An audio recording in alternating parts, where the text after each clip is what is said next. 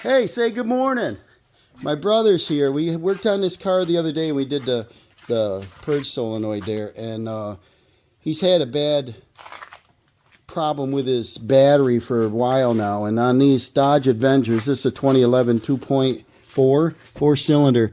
Here's your ground, here's your positive, but your battery somewhere down in there, so you can't really get to it from the top. So what we're going to do is pull the tire, we're going to pull the inner fender well, and then the battery's up under here, and it's a real project. So I told him bring it down, we'll throw it on the lift, and we ain't got to crawl. So let's set this up and get her up in the air. Well, we tried putting it on the lift in there, but the jacking points were in different spots and so low to the lift we didn't have any room. So we're going to do it out here in the drive. He's jacking up, we're going to throw a jack stand. What I'm going to do is I'm going to throw a tester on these two, because I got in there and I backed it in, it turned over slow. I brought it back out and it turned over slow. I want to do a battery check. So what I'm going to do is I'm going to check these two connections right here, and I'm going to throw my little Milton on there, on the positive, on the negative, and on a 12 volt scale. Well, it's showing really good right now. We got 12.5 volts. So I'm going to load this probably, I don't know, 10-15 seconds and see what we got. Maybe I'll wait and let my brother see it. Hold on. So we got 12.5 volts, and we're going to put a load. Click this that way for about 10 seconds. 1, 2, it's going down to 11 already. 4, 5, it's staying at 11. And then this will get cherry red hot. Feel how hot that gets. Putting a good load on it, like you're cranking an engine. It's in the weak, but it's, let go of it and see how quick it pops up. 12.2.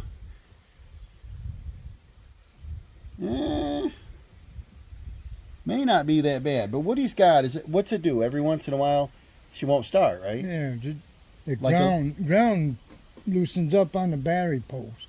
Okay, we're up to 12.3 and on the battery post, but he can't reach it, so you got to tear it all apart just to do it. He bought a new cable and a new battery, and we might put in both. You've owned this for how long? We've had it 3 years, probably now. 3 years, so we don't know how old the battery is. My suggestion, if it's close to 5, is put a new battery in it, because it's too much of a hassle on this model to do it again. So we're going to pull the wheel off, and then we're going to take the inner fender well off and get down to the battery. All right, we're going to rip this off. He started taking off by hand, and we're too old for that, you know. Is that loose already?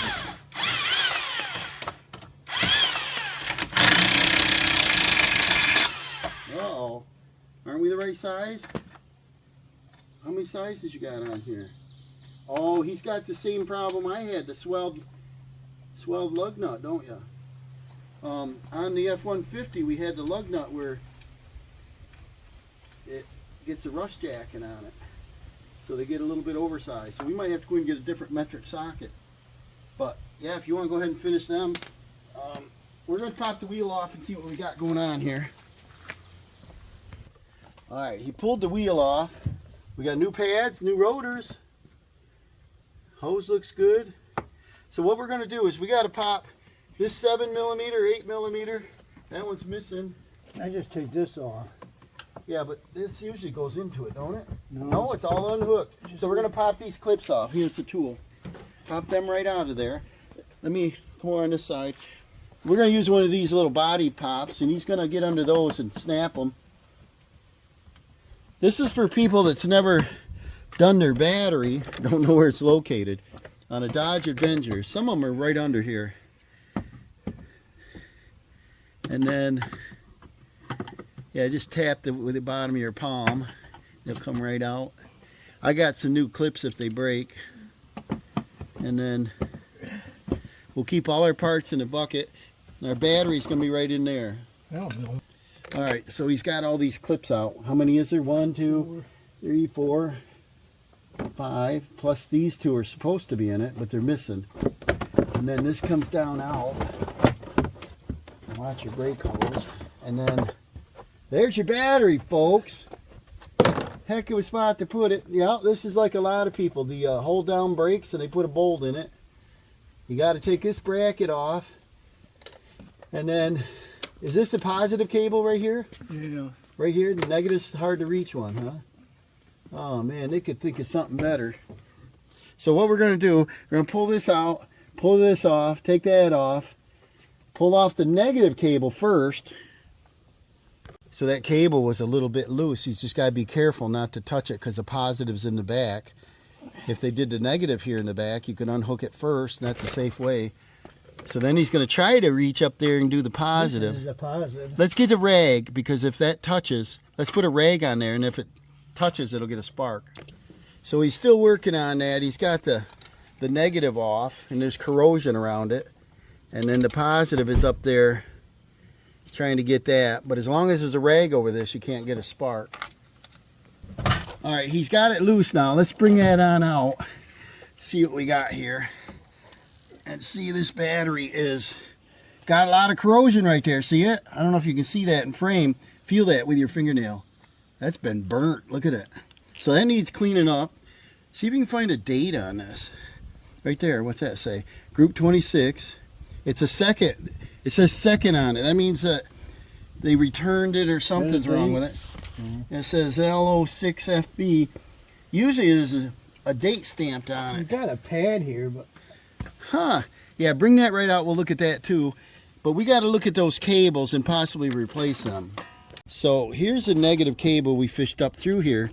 And it's right in the loom with a positive, which is odd. I go back here to this. Here's your positive. There's the negative. And this is what we got going on here. And it doesn't tighten up. Got a little rust on it, a little corrosion. So he also brought a new cable. So I think we're just going to install the new cable. And it looks like it's a coated brass, so we should be able to put it right on there. So we're going to take this off, and what that would do is check our connection, make sure we're not getting a voltage drop between here and the battery. What we got a date stamp 525. We got an Everstart 525 cold crank, or no, what's it say? Cold cranking amps 525, and then I can't read that, but it's 650, a group size 26. And the problem with these is the direction the cables go in. I'd like to have the negative this way so that he can disconnect that first. If it fits, fine. If not, he'll put it in the way it fits. And then he's got a new cable up here. He's going to fish it in. It's a little bit long, but that's all right. I loosen all this up, make sure we got a good ground. So I took all that out, put some lube in there, and we're going to put the cable on. But we're going to leave it disconnected for now so that he can't get a spark while he's hooking it up. Two-man job. We're going to try to do it like a pit crew. 25 minutes. All right, we found the real problem, guys. Is this cable end broke right off. Where is it? Right here. It broke right off the positive. It's a two-piece. And this end here, I don't know if you can see that. Right here it was held on, but that's all. It was never really held there. It's just a broken old brake on it. And so we're going to put a different cable end on it and put some little grease on there. And then we're going to get a good connection. It's hard to see because it's hard to see. And he's got new ends on there, new cables. We're going to tighten it up and get the hold down bracket on. Okay, he's hooking the battery hold down in. Got that all done. Now the only thing we got is the cable's a little long. So we're just going to route it around and then hook it to that bolt right there. And he's going to fire it up. I'm going to check the charging voltage, and I'm going to try to check the cranking voltage. Okay, we only have 12.31 volts on a brand new battery, so fire it up, Dawson. It's charging good. We're up to 14.46. Turn your headlights on. Put a load on it.